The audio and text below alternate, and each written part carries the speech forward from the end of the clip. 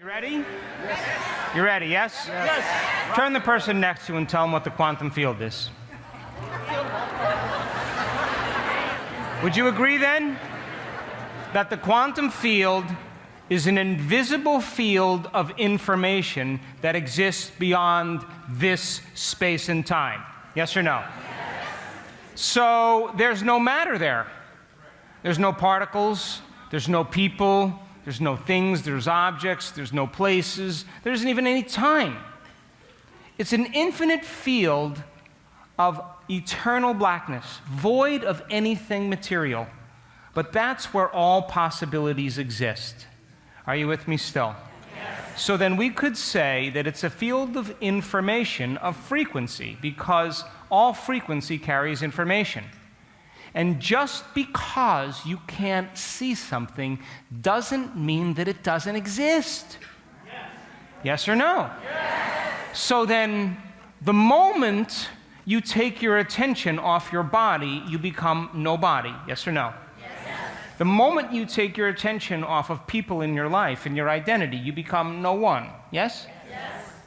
The moment you're no longer thinking about things and objects, you become nothing, yes? Yes? And if you're not thinking about any place to go or anywhere you have to be, then all of a sudden you are in nowhere, yes or no? Yes. And if you're not thinking about time, then you're in no time, yes or no? Yes. And that's the moment you take your attention off the outer world and you begin to put it on the inner world. And you can't enter the quantum field right now as a somebody. You got to enter as a nobody. You can't take your body there. You can't take your problems. You can't take your past. You got to leave them at the door, and you got to enter naked as pure consciousness, as an awareness. And that's how you slip through the eye of the needle. How many people are with me? So then if the quantum field is a field of information that exists beyond this space and time, then there are frequencies that exist beyond matter. Would you agree? Science already knows that. You can't see X-rays or radio waves or your Wi-Fi signal, but they exist. Yes or no? Yes. So then, in this invisible field of information and frequency, it is the intelligence of the smallest subatomic particle to the most advanced being that ever lived. In this universe, in all other universes, in this dimension, all other dimensions, past, present, and future. It's the mind of God. So there's a lot of data in there. Would you agree? Yes. So then, is there a potential for you to be healthy that exists there? Yes. Is there a potential for you to be wealthy? Yes. Is there a potential for you to be in love with life? Yes. So then, in order for you to heal your body, you got to forget about your body.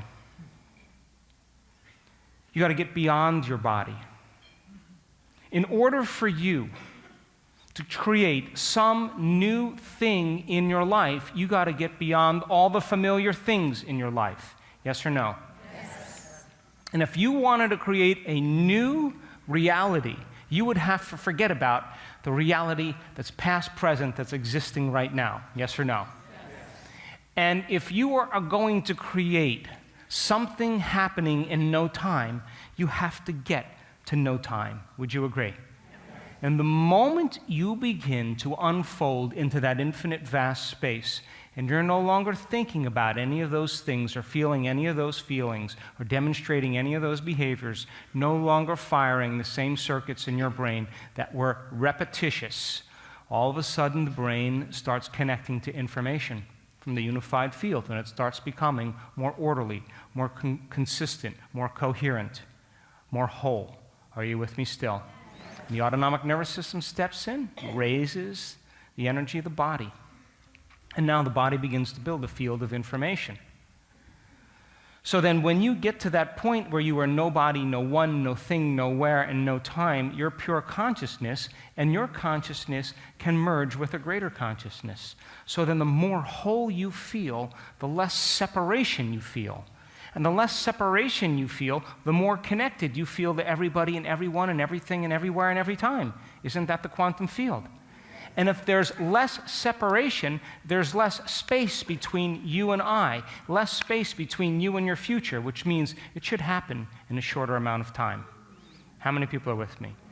Turn the person next to you and get that brain working, please.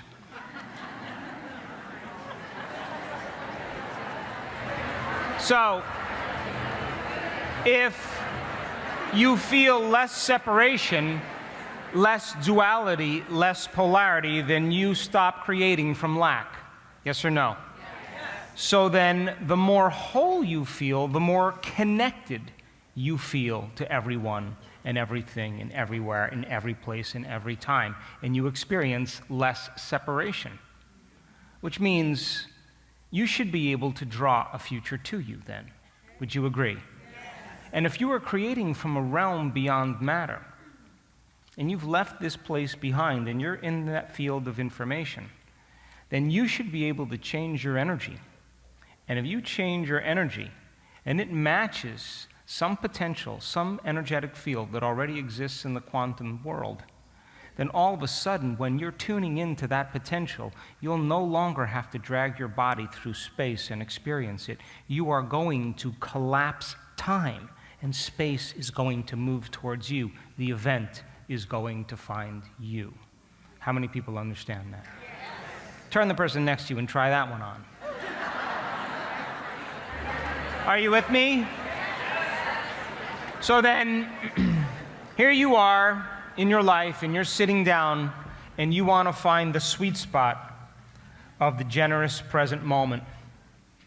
And you finish the event, and you sit down, and all of a sudden, as you start sitting down, you start noticing that your body's on a program, and it wants to get up and do things and see people and answer texts and do emails and get busy with that same personal reality that's really creating that personality. And it wants to continue to create the same experiences, to produce the same emotions, to reaffirm that identity. And those emotions then are pretty much chemical feedback from your past. And now here you are, you're sitting there, and because you're not getting up and doing anything, your body's getting a little frustrated. It's getting a little impatient. It's getting a little miffed, a little angry, a little judgmental, a little cynical, a little resentful, a little jealous, a little envious. You know how that goes. And all of a sudden, you realize it's just looking for its fix. And you say, okay, now I understand that you're trying to go to the past. And you keep returning it back to the present moment.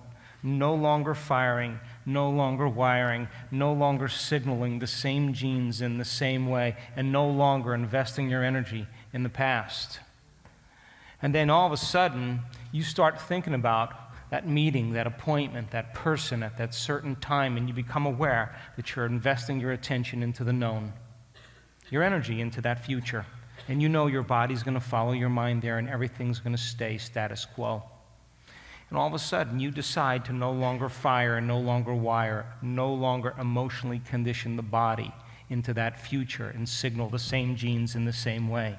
And you disinvest your energy out of that future. And all of a sudden, biologically, neurologically, chemically, hormonally, genetically, energetically, you are no longer living in that future.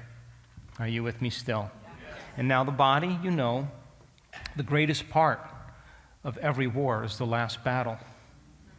All of a sudden, the body, like my stallion, all of a sudden decides to buck and kick because I'm not allowing him to do what he wants to do. And I keep settling him down into the present moment, and you keep settling your body back into the present moment, and it's getting more agitated, more vigilant, more frustrated. And you say to your body, that's all you got? That's it? That's your best? That's it? That's all you're going to give me? And you keep reconditioning it to a new mind and keep settling it back into the present moment over and over again, disinvesting your energy out of that past, drawing that energy back into your field, no longer firing and wiring, no longer signaling the same gene in the same way. And all of a sudden, biologically, neurologically, chemically, hormonally, genetically, that past no longer exists in your body. Are you with me still? And all of a sudden, the body gives one more shot. Well, you're a busy person. You got things to do. You know, you got to let the cat out. You know, I hear it screaming out there, and I smell that coffee. And, you know, all of a sudden, all that's going on, and you just say, hey, I'm going to let you know when we're ready to get up. And then after you're conditioned to a new mind, you're going to be so happy that you're happy. And then I'm going to feed you, and then I'm going to give you coffee, and you're going to get all the things you normally want, but this is my time.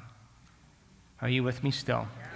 And you keep doing that, sooner or later, biologically, neurologically, chemically, hormonally, and genetically, even the energy out of that known line of time no longer exists. And now you are in the generous present moment.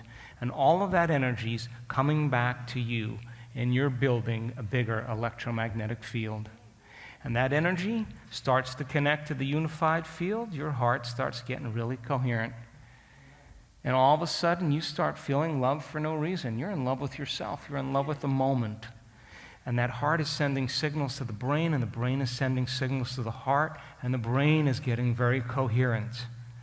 And if you can combine a clear intention with an elevated emotion, an elevated energy, you will create a bigger electromagnetic field, and you'll feel connected to something.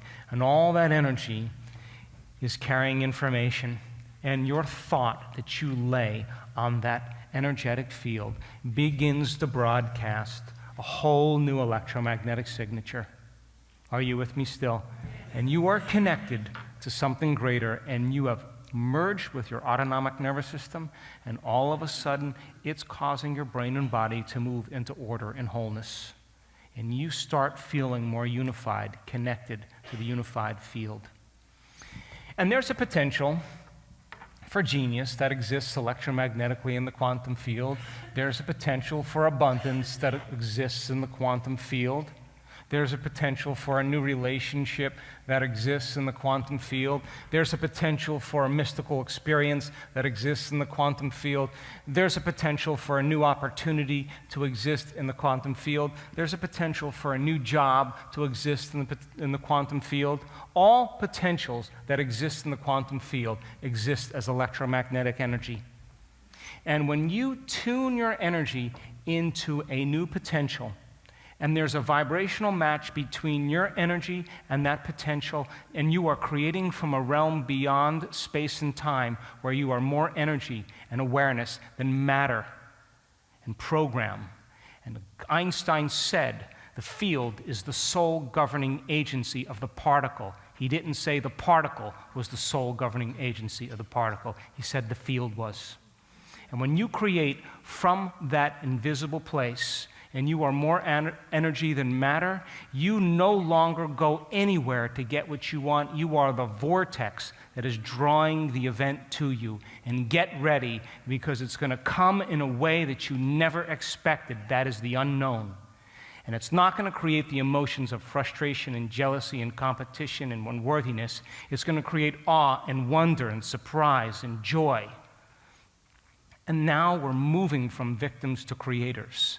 Are you with me still? Yes. Now, you can't do it as your pain. You can't do it as your name. You can't do it as your culture, as your job. You got to leave all of that behind. And when you are an awareness, changing your energy in this infinite field, it's like tuning into a radio station. You are getting a clear signal, and your brain starts processing a whole new stream of consciousness.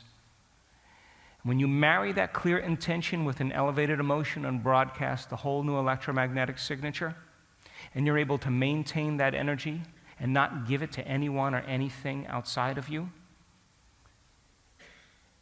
the unusual, the uncommon is going to start showing up in your life, because you're in a vibrational match with your future instead of your past. And your future, by the way, should be an unknown.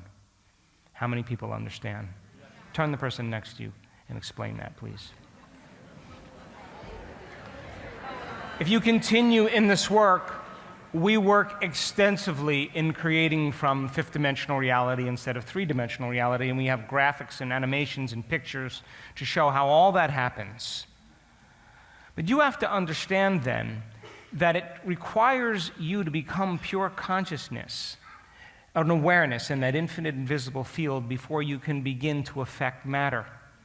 Because when you are matter trying to affect matter, you'll see an electron go from a wave of possibility to collapse into a particle. Wow, a few atoms. But when you're creating from a level of energy and you're more energy than matter, then you should be able to exert greater effects in your life. And your observation or your mind begins to become matter. Are you with me still? Yeah. And our advanced students are creating objects out of nothing. Not once, not twice, not 3 times. It's happening. And once you understand the physics behind it and you know how to do it, if you keep practicing, you should get better at it. Wouldn't you agree? Yes. And of course, I push them outside of their belief at that moment, but it only takes a few people to do it before you start scratching your head. Would you agree? Yes. So then, you don't have to go anywhere to get it when you are creating from a place where there's more time than space. That is the quantum, the eternal now. And all spaces, all dimensions exist in the present moment. And all it takes is for you to change your energy to match that potential. And the longer your consciousness lingers in that energy, the more you are calling a future to you. Are you with me still? So my 28-year-old son, last year and a half ago, he's the oldest of my 3 kids, and all of my kids have grown up with these concepts. And I started off very methodically with them and helping them to understand that the way they think and the way they feel has an effect on their lives. And so he was the one that I could never get to travel. You know, he went to college for engineering, and great mathematician guy, and he scored really high in math on his SATs in high school. And I said to him, "Hey, Jace, what's the deal with math?" And he said, "It's the only thing in my life that makes sense." I said, "Okay, you stick with that." So he got accepted to all these different colleges, and I wanted him to go to this one college, university, that had a really great engineering program. But of course, he got accepted to University of California, Santa Barbara, which is one of the most beautiful campuses you'll ever see, you know? And so I said, "Okay, let's go." We went down there, we walked the campus, and of course there's surfboards and skateboards and bikinis and, you know, bicycles and, you know, everything's going on. It's frisbees, and I'm in the center of the campus with him. He says, "Hey, Dad, come over here, I want to talk to you." Now I'm lobbying for the other universities, so, you know, I'm holding all my aces and not showing anything. And he says, "Listen, I want you just for a moment to look around and just humor me and pretend like you're 18 years old. And then tell me what you would do." And I said, "Okay, here's the deal. Let's cut a deal right on the spot. You get a 3.5 grade point average in this school, I'll fund the whole project. The moment you drop below it, you're on your own. Do we have a deal?" Of course, he graduated, you know, summa cum laude, and had a great time there, and had a lot of fun at the same time. And I found out that there's more Nobel Prize laureates that teach at the University of California, Santa Barbara, than any university or college in the United States, because everybody wants to retire in Santa Barbara. So anyway, he goes through 4 years of college, you know, and he's just driven. My daughter, you know, she goes to Europe, you know, she does her whole thing. You know, my other son, you know, he's doing his thing. But this guy's driven. He's just driven. And so when he finishes college, I say, "Buddy, why don't you take a gap year and just travel a little bit, go to Buenos Aires, do something different, you know?" No, I got an offer for a great job. I'm going to take this job, and I'm just going to do it. So I said, "Okay, do the job." So he gets a great contracting job working for this company that's designing optics for the military, infrared cameras. And so he's designing the goggles for the Navy SEALs, and then he's doing an infrared camera for a battleship, and he's got all this top security, and I'm saying to him, "Jace, just tell me something." "I can't, Dad. Come on, have a martini with me and come talk." "No, I can't tell you anything." So then his contract ends, and he says, "I don't see a lot of room for growth at the pace that I want to grow in this company." So he left Santa Barbara and he moved to San Diego, and he worked for a startup as a managing engineer, and took this company to a certain point. And then he said to me, "I can predict everything that's going to happen here, And I'm losing a little bit of respect for the management and the CEO, and I'm going to do something really out of the box. I have saved a lot of money. I'm just going to close everything down and put everything in storage, and I'm going to travel. And I went, thank God. He may find out that California is not the only culture in the world, if you call that a culture. So anyway, he packs up his surfboard. He's a big wave surfer, and he heads to Indonesia.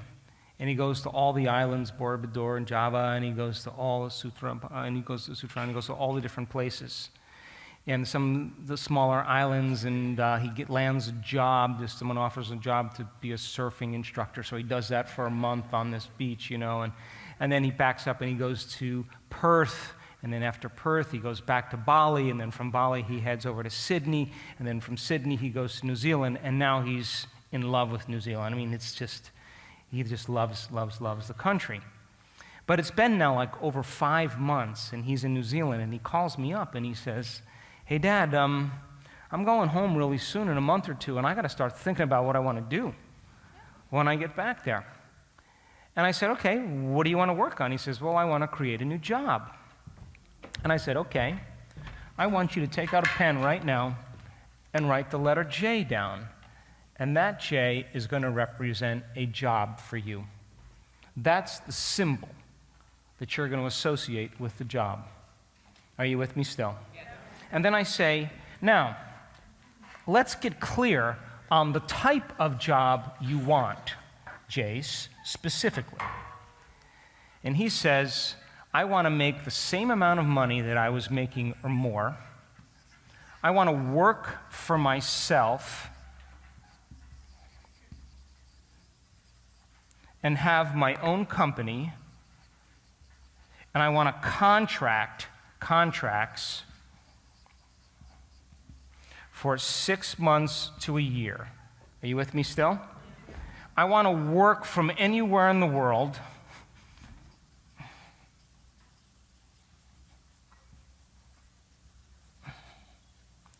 Now, this is what I love about him, and I gotta love what I do. I don't want to do anything if I don't believe in it. I don't want to do anything if I'm not inspired about it.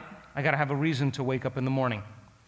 And I said to him, so then when you think of this letter, it represents all of these things because now you know what it means. He said, exactly. So I said, now you have a bunch of sub-intentions, sponsoring thoughts to understand your main intention, which is to have a job that represents all of these things. So now he's clear in his intention, yes or no? Yes. So then I say to him, okay, Jace, his name is Jace, J-A-C-E.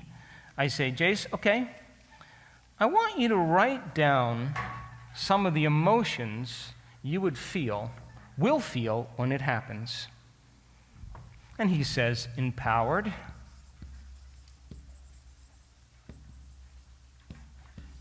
free, inspired, gratitude, right? And of course, he and I share this favorite, a love for life. So I say to him, so that's what you'll feel when it happens? He said, absolutely. So then I said to him, close your eyes. And I said to him, can you bring up those emotions on your own right now? He said, give me a minute. He started working himself up into those emotions. And then I said to him, can you, while you create that state, hold on to that symbol in your mind and broadcast the whole new electromagnetic signature into the field? And if you understand that the longer that your consciousness lingers in that energy, the more you're drawing your future to you, can you just linger there for a period of time? I said, because when there's a vibrational match between your energy and that future potential, you should have experiences equal to your energy. And I said, when you're in that state of being, is it possible, Jace, for you to think about the things you're going to do, the experiences you're going to have, the choices you're going to make, and how they'll feel? He said, yeah, I can see myself managing my own team. I can see myself working in a place that I love. I can see myself having time off to do what I love to do. Great. So when you change your state of being, I want you to prime your brain and body by thinking about those choices, those behaviors, those experiences that await you, and how they'll feel. And I want you to prime your brain and body to look like that future has already happened every day. Live in that future in the present moment. And invest your energy into your future, but instead of into a known, invest it into an unknown. And just like your body follows your mind to the toilet every morning, to the known, your body is going to follow your mind to the unknown. Are you with me still? So he says, and he knows, and he says, okay. And I say, you got a lot of time on your hands. You're basically hanging out, drinking beer, and surfing. So you can't give me an excuse that there's not enough time. Will you commit to doing this? And he said, yeah. So 3 weeks goes by. He's in New Zealand, almost 4 weeks. And he's doing it every day. And then he was going to go back to Los Angeles, but he's hooked up with some friends of mine from Melbourne, and he went to Melbourne and spent almost a month in Melbourne in Australia. And then he flew back to the United States. And when he landed in Los Angeles, the moment he landed, he called me up. He texted me first, and he said, Dad, I'm back in the U.S. Call me. So I call him up, and we're talking, and how's your flight? Of course, that's a long flight. And I said, make sure you take care of yourself. Coming this way is a little bit more challenging. And he said, I've been thinking, I've run out of money. Now, the father in me wanted to say, hey, buddy, I'll help you out. I'll spot you, whatever. But I knew that he was on the fringe there.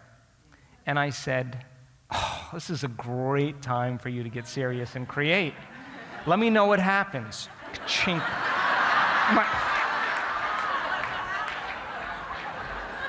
I throw him out into the unknown. So he rents a car, and he drives all the way down to San Diego. And he goes snowboarding every single year with all of his buddies from college, and they go to either Utah or Colorado or the Sierras. And so they were going just to Mammoth, which is, a couple hours away from Santa Barbara. So he drove all the way up to Santa Barbara, met his buddies, all his college roommates. They went snowboarding for 4 days. And when he came back, he landed in Santa Barbara, where he went to school and saw all his friends. And he was getting ready to leave, and he just went into this surf shop to look for this particular thing. And he bumps into the top designer of the toppest, best fins for surfboards. And they have this little conversation, and this guy is looking for an engineer that he wants the contract for 6 months to a year. He can make his own hours, work wherever he wants. He offers him right on the spot more money than he's currently getting. And he loves to surf. Are you with me still? Yeah. Now, he didn't have to go anywhere to get that. You understand? It came to him, and they're revolutionizing the industry right now. And he calls me up all the time or texts me, and he says, I cannot believe they pay me to do what I love to do so much. How many people understand? Yeah. Turn the person next to you and explain.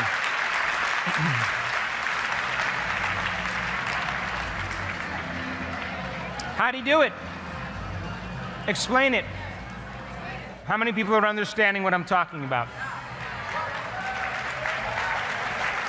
So, those of you who know me know that I love red wine. And I finished an event in Costa Rica a couple years ago, and it was my last event of the year. And it was a big year, and I was tired, and I was going to Costa Rica, and then I was going home, and then I was going back to Mexico with my family. So I only had a few days home, and it was this push for me. And it turned out to be one of the most amazing events, a beautiful part of Costa Rica, very private, and a great, great group of people, kind of a small, exclusive group, and we had an amazing time. And it was the first time that I had worked for this seminar coordinators, and they were so excited about the way the event worked out. We had dinner, and they said, hey, we'll take you anywhere in the world you want to go. Where do you want to go? Anywhere you want to go. And I said, I don't really want to go anywhere to see anything. I go for people. That's why I go. And so they said, oh, come on, there's got to be something on your bucket list. So I'm like, you know, I did all this research on red wine several years ago. I created an artificial stomach and put all of the digestive enzymes in there, trypsin, chymotrypsin, pepsin, pepsinogen, hydrochloric acid, put in the right concentrations, brought the system up to body temperature, purged it with argon gas, and then put in red wine and trapped the vapor to figure out what in the hell in red wine makes us so happy. So I did all these experiments, and I wrote a paper, never published it, and then got busy doing other things, and I said, God, I guess the only thing I would like to do is talk about my research in red wine. I'd love to get a group of people together, small group. I'd like to go to Tuscany. I'd like to start off drinking Sangiovese and Chiantis, and I'd like to go to some of the old villas and eat some of the great foods and pair it with all these different wines. I want to go to San Gimignano, I want to go to Lucca, I want to go to Forte di Marme, I want to go to Siena, and I want to finish in Montalcino. And I want to drink Brunello's till I can't remember my name. That was the exact thing I said to them. And I just was joking around and just kind of let it go. And so by the time I got back to the United States, they had already had a contract to Paula, and Paula was picking me up and saying, what do you want to do here? And they sent the contract, and I said, they're serious? Yeah, they're very serious. So I said, okay, let's go. So we went. It was the first wine tour we were together, and it was one of the most amazing, incredible experiences. It was just a fabulous group of people. Actually, every group has been fabulous. And we go deep into the process. And people say, well, I really don't like red wine, and it gives me a headache. And I'm like, we'll take care of you. What else? And we have the most amazing time. And we bond. And so many of those people are in this room, and some of them are very dear friends of mine, just because we had an amazing week together. And so I had finished that event, and I was flying back to Seattle, and I was passing through Amsterdam to get there, connecting in Amsterdam, and I just finally got a paper that was going to tell me what was going on in the United States.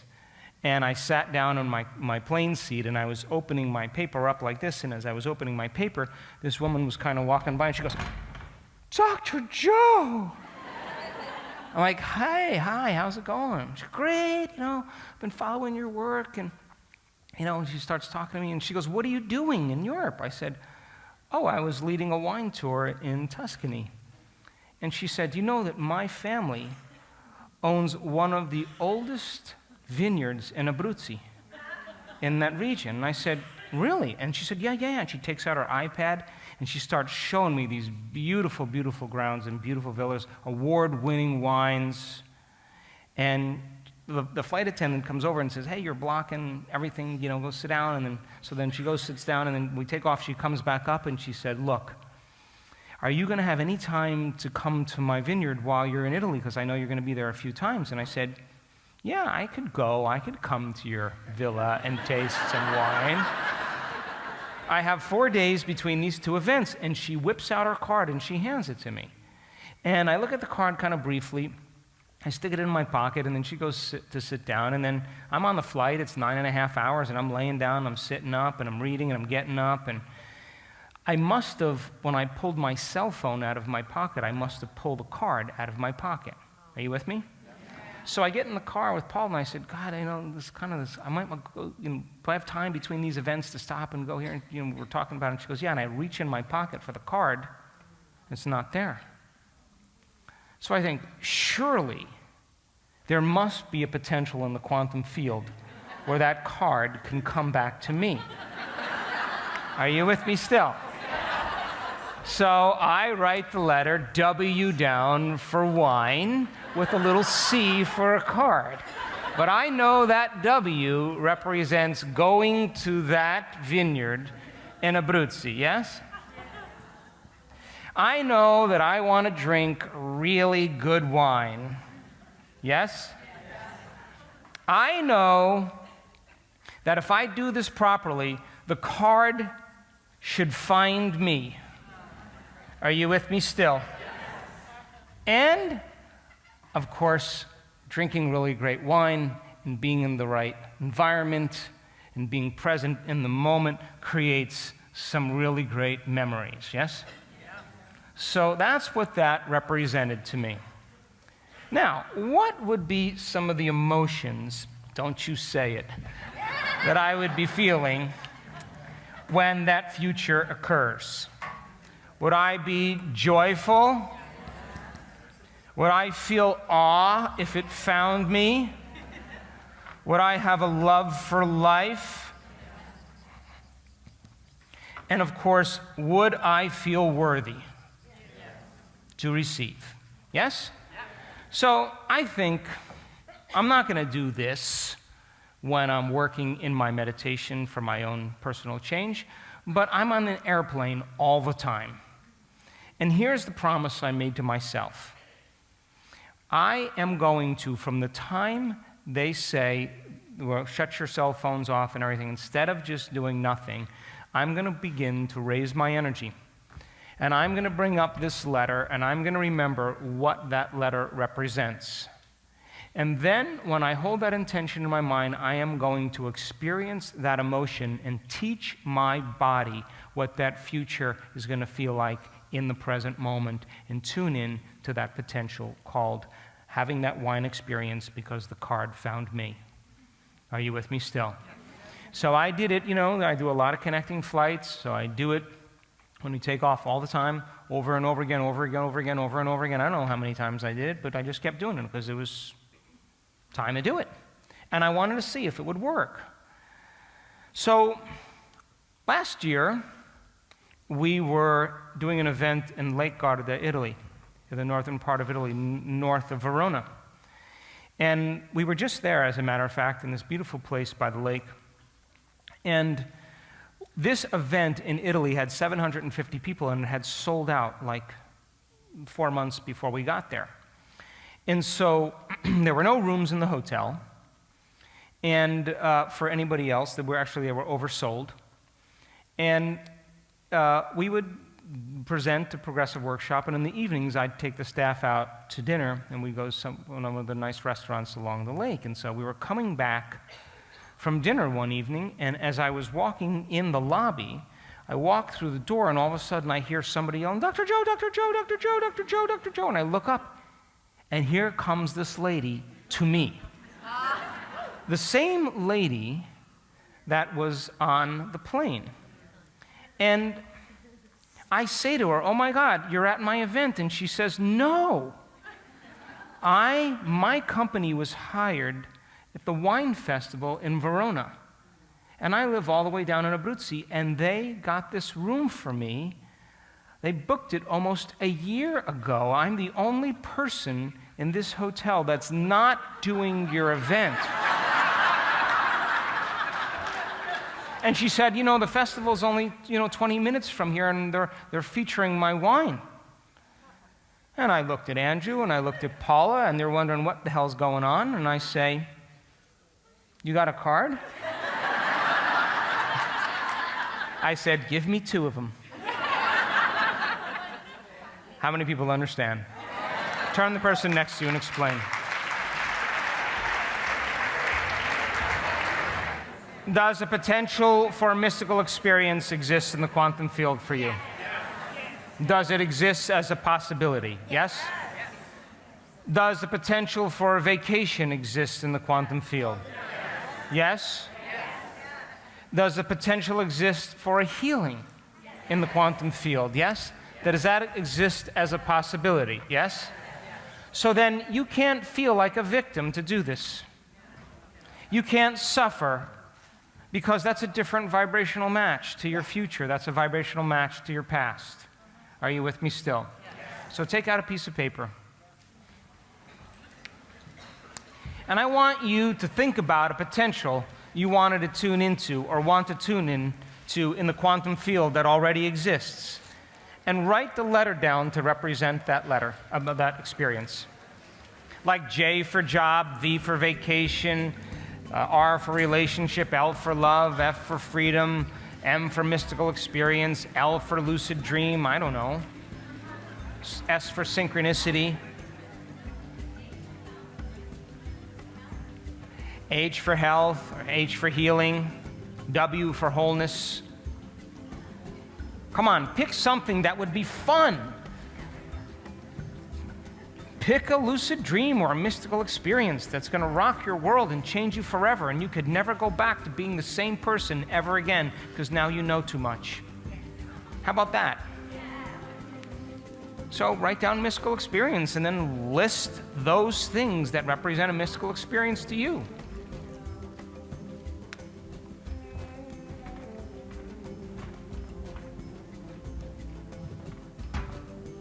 So if it's a mystical experience, you may want to know that you're not your body. Yes? Look at them writing in text. Isn't that amazing? They got me. You're not your body. That you're conscious. You want to know that you're consciousness and you're non-local. You want to know thoughts create reality. And you want to feel safe while you do it. Isn't that representing the letter M to you? Yes or no? And could you say then it is more real than the world you live in right now?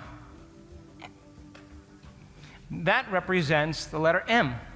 But if you wanted a healing, then you may say, I want to feel less pain. I want to move easier. I want my blood values to go down. I want to feel like I can sleep through the night. Just list the conditions that represent that letter. Are you with me? So look at me. Hello. Hi. This is not a crucifixion. This is easy stuff, okay? You're going to write a capital letter down that represents that intent. Go like this. Then you're going to draw two squiggly lines around that letter that represents the electromagnetic field. Yes or no? Then you have to assign meaning to that symbol. So get very clear on what that symbol means so that when you look at it, you know what it means. And when you assign meaning to it, you can put more intention and attention behind it. Are you with me still? So get your sub-intents listed below it.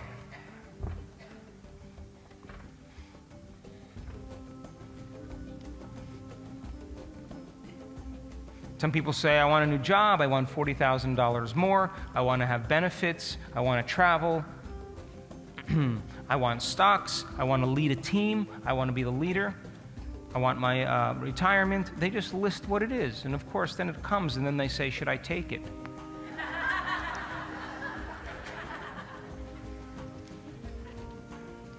That's like cooking an amazing meal and not eating it. You just created it, enjoy it.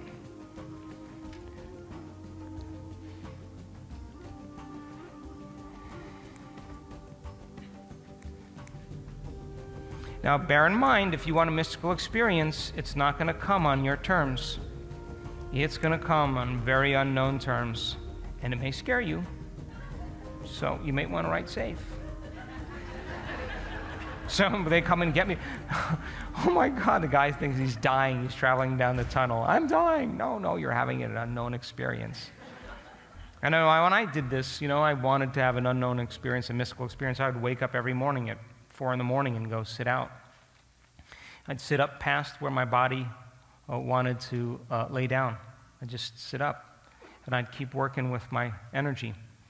And then, certain brain neurotransmitters are at their highest at 4 in the morning. So when I laid down, a lot of times I would have a mystical experience. So I wanted to have something even greater. So I lay down after doing this for a couple of weeks, and all of a sudden I feel like in 1 second somebody just plugged me into a light socket, and I can feel every single cell of my body vibrating in frequency. And of course, the moment that happens, what do you think I do? I come back to awareness and I lose it, yes? And then I say, well, what was that? I sit up and I go, oh my God, what was that? That was a pretty cool feeling, and then I got afraid of it. When I got afraid of it, I contracted and I lost it. And next time that happens, I'm going to surrender into it. Are you with me still? So now I change my energy, raise and tune into that potential, marry the clear intention with emotions of awe and wonder and freedom and joy and a love for life, and the feeling of being unlimited.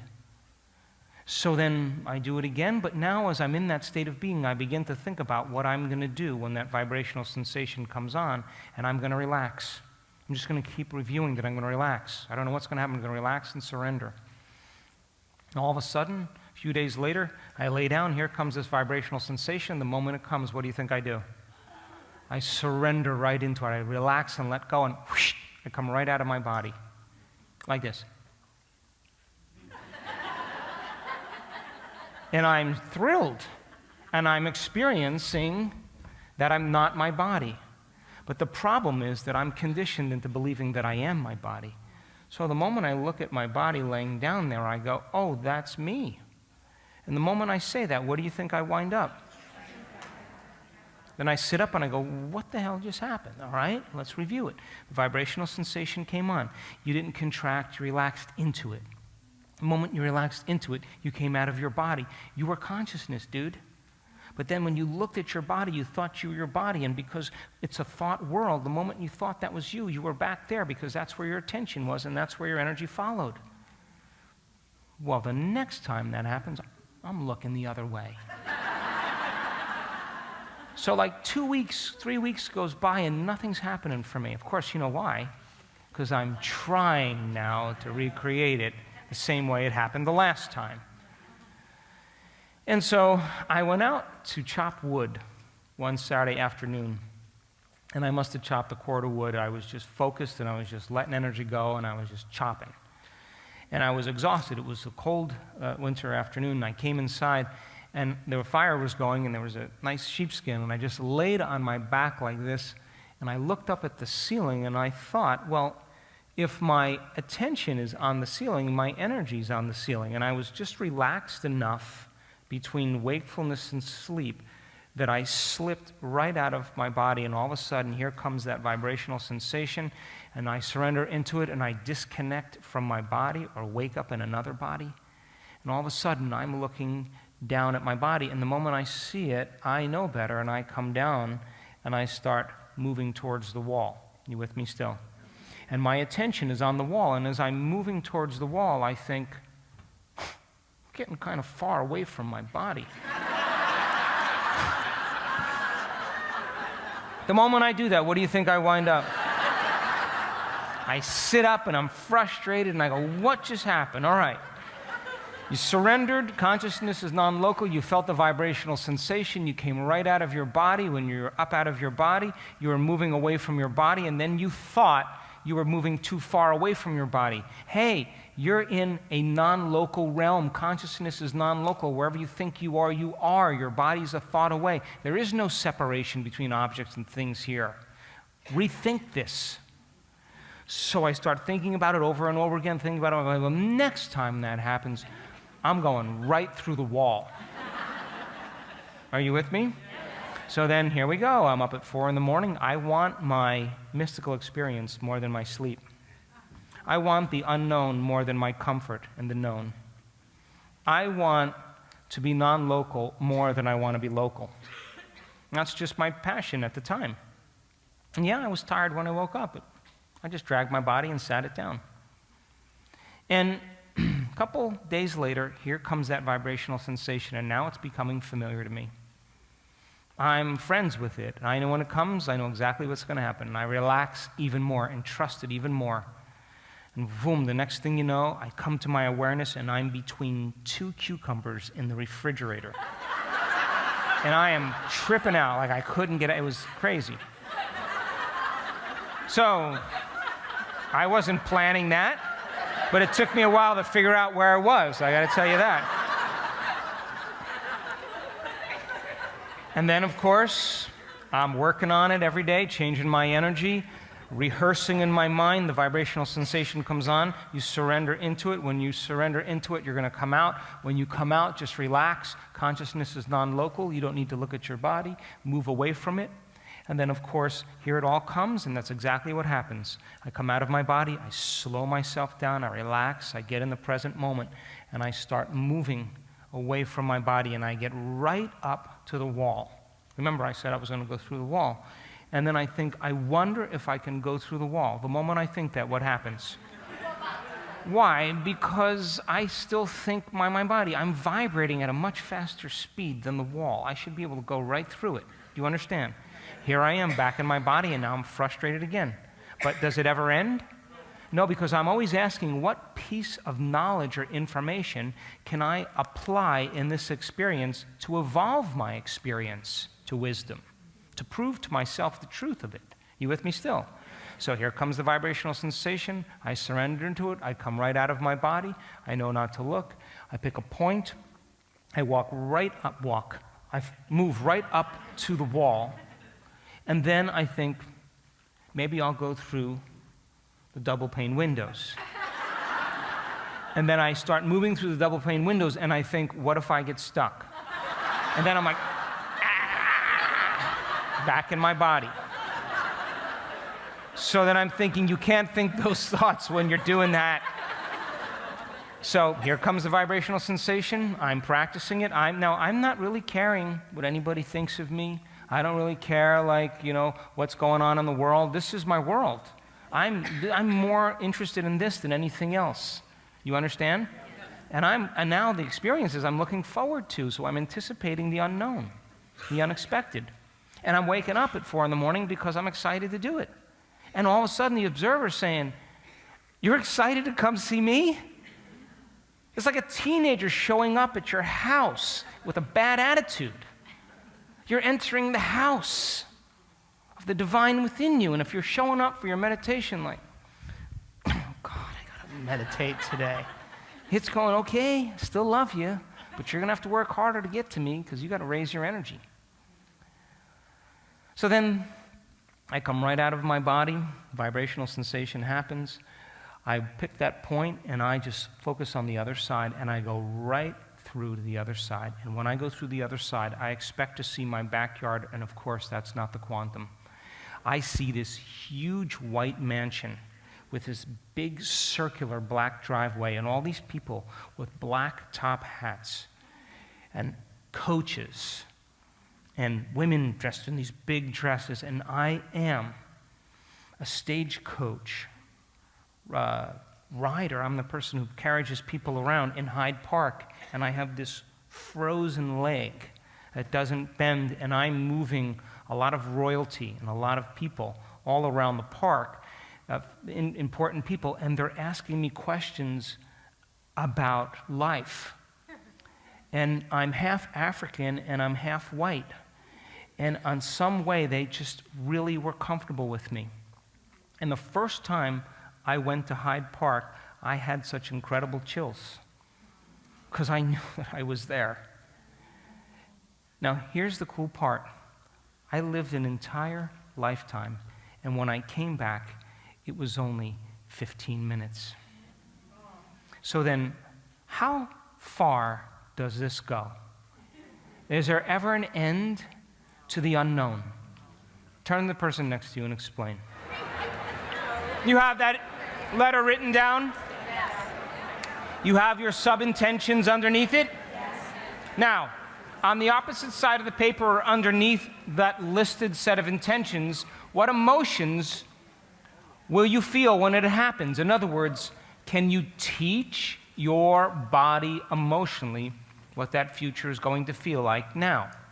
Because if you can, your body, as the unconscious mind, is going to begin to believe it's living in that future reality in the present moment, and you're going to be signaling new genes in new ways for those genes to make proteins, prepare your body for that future event. You'll be wiring your future in the present moment. Are you with me still? Now, gentlemen, I know you like to analyze, and I know you like to say, well, I really don't know how I'm going to feel because I haven't experienced it yet. And I'm going to say, try a little gratitude. That's usually a good place to start. So write down some of those elevated emotions. Me, my favorite one is feeling unlimited. It just works for me because when I feel unlimited, then my field is really big. And then that's when you're able to do pretty unlimited things. But you can't do it as a victim. You can't do it in guilt. You can't do it even trying. That's not it. You have to raise your energy and change it. Are you with me still? So write down at least 4 elevated emotions.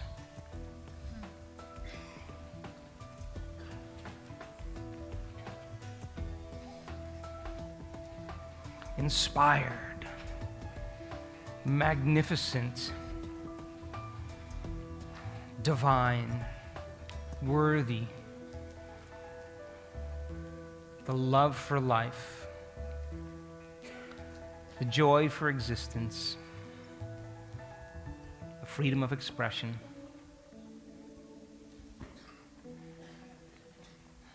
blessed,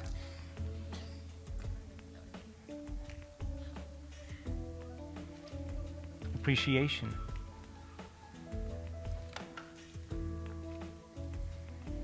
thankfulness,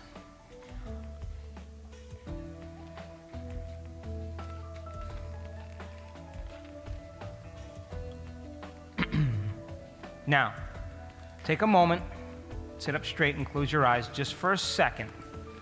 Now, I want you to begin to feel some of those emotions. Close your eyes and bring up a few of those emotions. Now, I know that you're not going to feel like it, some of you. And then I'm going to ask you, what do you want to feel?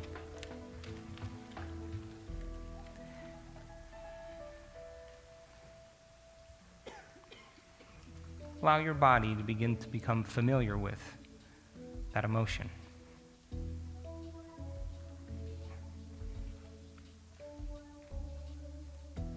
And feel that it's safe to feel.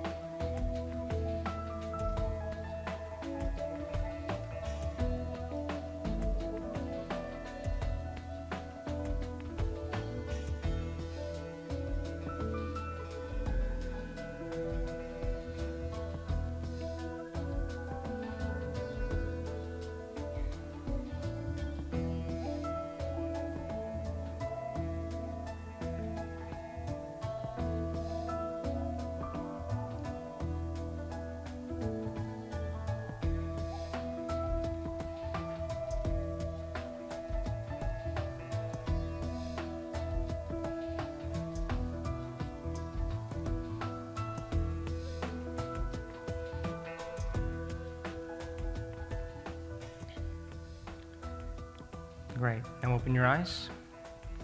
Now this is how the meditation is going to go.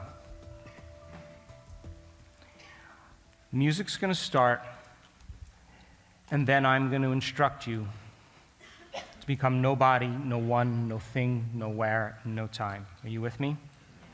And we are going to start out becoming aware of that infinite black space behind your eyes in space. Are you listening? And then I'm going to ask you to rest your attention in different parts of your body and then become aware of the space around your body. Are you with me? Our research shows that when you do this, your brain gets more coherent. Not only more coherent, but more entrained in alpha coherence. Are you with me still? So your job is to stay present and follow the instructions and not anticipate what I'm going to say. Are you with me still? Then you'll open your focus to the infinite black space that this room occupies in space, and the space beyond this room, just sensing how big the space is beyond this room in space in this infinite black space. Are you with me? Then you'll become aware of even more space, and then you'll become nobody, no one, no thing, nowhere, and no time, and all I want you to do is surrender deeper into the unknown. And if you find your mind returning to the knowns, to familiar people and things and places in your known familiar reality that's connected to your personality, to your identity, to your body, to your emotions or habits, to thinking about the predictable future or remembering the familiar past, simply become aware that your attention is on the known, on matter, on the particle in quantum physics, and stop and return back into that infinite space, surrendering deeper into the unknown and trusting in it. Are you with me still? And the longer you linger there in the unknown, the more you create possibilities in your life. Not with your face, not with your gender, not with your job, not with your problems. You got to walk through that door as nobody. Are you with me still? Yes, sir. And I'm going to wait for your energy to change. And when your energy changes, then I'm going to say to you, what was that potential that already exists in the quantum field that you want to tune into? Come on. It's time to change your energy and to move into a new state of being, broadcasting a whole new electromagnetic signature into the field. And all I want you to do is bring up that symbol in your mind and hold it as an intention. Are you with me still? And then I'm going to say to you, can you teach your body emotionally what that future will feel like now? Come on, open your heart and let your body respond to a new mind. Are you with me still? Yes. And you better get big. You better feel. And that energy is causing the field around your body to begin to expand. That's what elevated emotions do. Broadcasting a very strong magnetic signature, and you are going to lay your intent on that energy, holding that symbol and raising your energy. And then I'm going to say to you, for whatever you broadcast into the field is your experiment with destiny. And the longer your consciousness lingers in this energy, the more you're calling your future to you. And all I want you to do is feel and sense that energy while you hold that symbol, your intent, in your mind. Are you with me still? And if you understand that the longer you do that, the more you're bringing it closer to you, you'll stay there. You with me? You just hooked the fish. And you're bringing it in with your energy. Are you still with me? Yes. And then when you're in that state of being and your energy's raised, I'm going to say to you, live that future now. What choices will you make? What things will you do? What experiences await you, and how will they feel? And all I want you to do is begin to, just like the piano players, rehearse what you're going to do with all your wealth. Rehearse what you're going to do when you feel so healthy. Rehearse what you're going to do when you start a new business. Rehearse it. Just let your mind go. And just like the piano players, you're going to begin to install the neurological hardware in your brain. And if you keep revisiting it, that hardware is going to become a software program, and it's going to become automatic, and you're going to start thinking like an abundant person. Are you with me still? Yes. And then you have to teach your body emotionally what that future is going to feel like. And so as you begin to feel what it would be like to take care of somebody who's sick and give them the money that they need, or whatever it is that you want to lead people with, and you start moving into that feeling of feeling like a leader. And all of a sudden now, as you begin to do that, just like the muscle exercisers, you're changing your body to become a leader. You will feel like a leader, and you will signal the gene that causes you to lead in your life. How many people are with me? And I'm going to say to you, wherever you place your attention is where you place your energy. Come on, invest in a new future. And just like your body follows your mind to the coffee maker, to the known, every single day of your life, if you keep investing your attention into a new future, your body's going to follow your mind to an unknown. And it's going to find you. How many people understand? Yes. Then, after we do that, I'm going to ask you to take your left hand and place it over your heart, and you are going to bless your body with a new mind. To bless your life, that be an extension of your mind. To bless your soul, that it wake you up from this dream and that you never forget. To bless your past, that it turns to wisdom. And to bless your future, that it be filled with adventure. And to bless the challenges and the adversity in your life, that they may initiate you into greatness. And to bless the divine in you, the unseen in you, the power within you, that it begin to move in you, that it begin to move through you, and you invite it to move all around you and show evidence in your life that it is real. And then I'm going to say to you, if the thought sends the signal out and the feeling draws the event back, come on, open your heart for a moment and give thanks for a new life before it's made manifest. And the longer you feel gratitude, the more you are drawing that new future to you.